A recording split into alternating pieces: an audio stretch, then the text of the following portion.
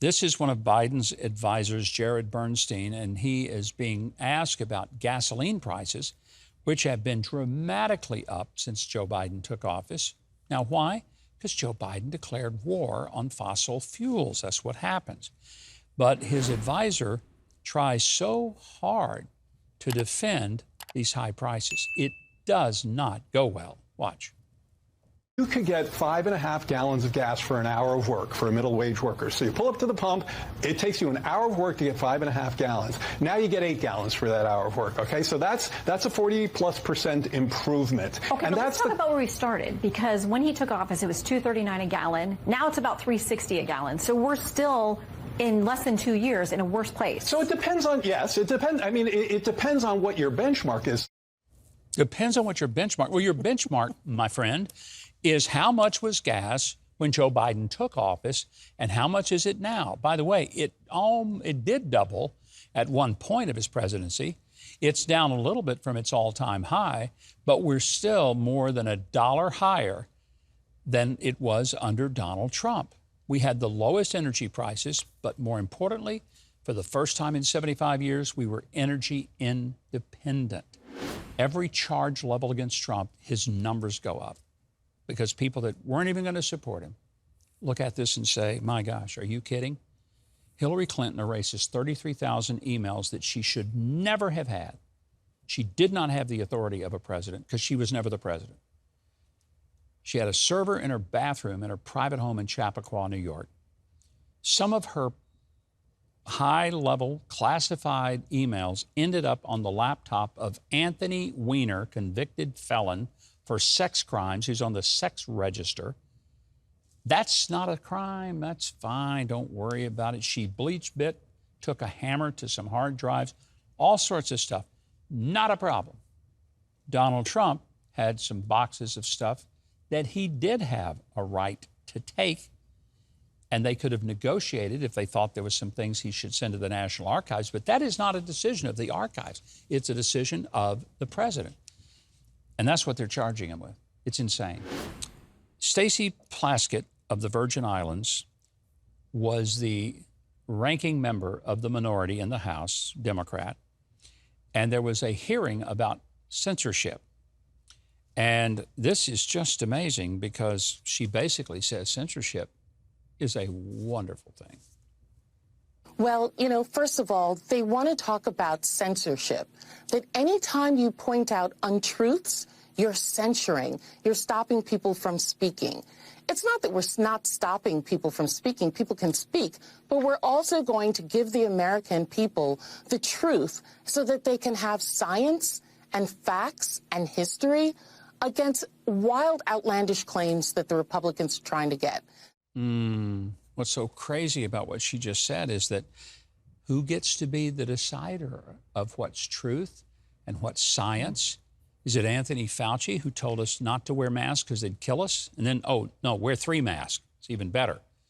I mean, who makes that decision? Does Congresswoman Plaskett make that decision?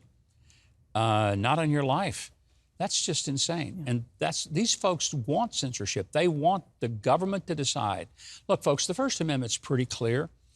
You are free to say stupid things. You're free to say wrong things. That's part of the whole genius of the First Amendment. And if you say something that's stupid or untrue, it's not that we tell you you can't say it. It's that somebody else can come along and refute it with better statements. That's how free speech works.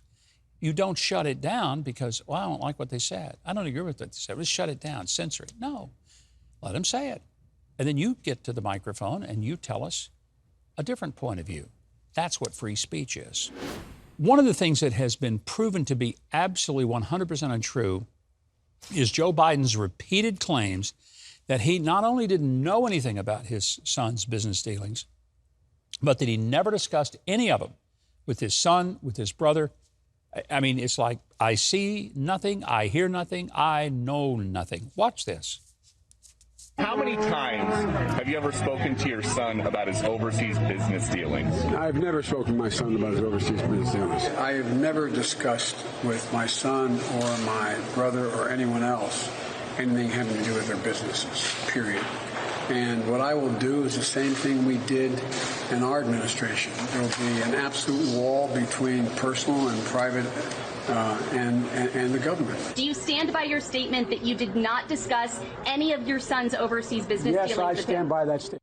You stand by all you want to, Joe, but you're going to be standing by something that just continually is proven to be an outright lie. He said the same thing on the debate stage with Donald Trump back in 2020 and was very adamant about it. Interestingly, there were several things that came out of that debate where Joe Biden made comments like that. Turned out Trump at the time looked like a bully, like he was just throwing this stuff out there. Everything he said was true. Everything Joe Biden said was not. Now, Karine Jean-Pierre, the White House press secretary, a job that would be very difficult in this White House, was asked, did Hunter Biden and Joe Biden receive favorable treatment from the Justice Department? Her answer is classic.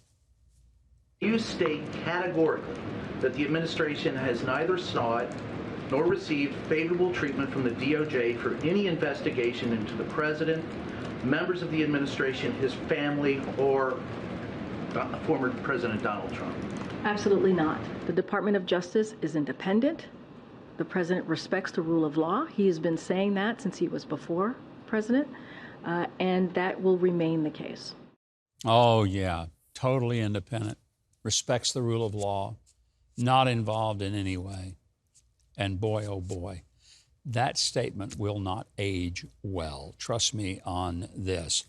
I thought this was a fascinating question in the press room.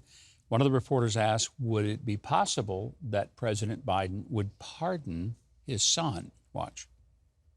Okay. Let me go back to the first question of the briefing. I know you said not a lot's changed since yesterday and that it's a personal matter, but from a presidential perspective, is there any possibility that the president would end up pardoning his son? No.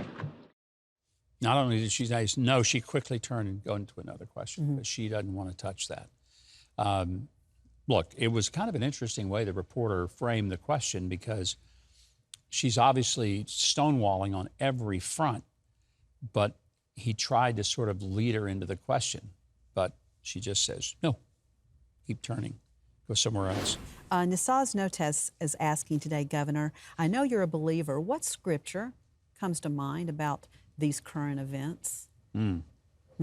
Greater is he that is in us than he that is in the world. That would be the first one that comes to mind, because the only comfort I have, the only hope I have, is that God is still on his throne. He looks down and he does hear the prayers of his people. There just aren't enough of them. So we should send a few more up that he would intervene. Hey, Mike Huckabee here. Listen, if you love your mom, apple pie, and being conservative, you know you ought to subscribe to the channel, hit the notification bell, and click the like button and show all the leftists out there that conservatives are thriving and patriotism is far from dead. Am I pandering too much? No way. I'm just getting started.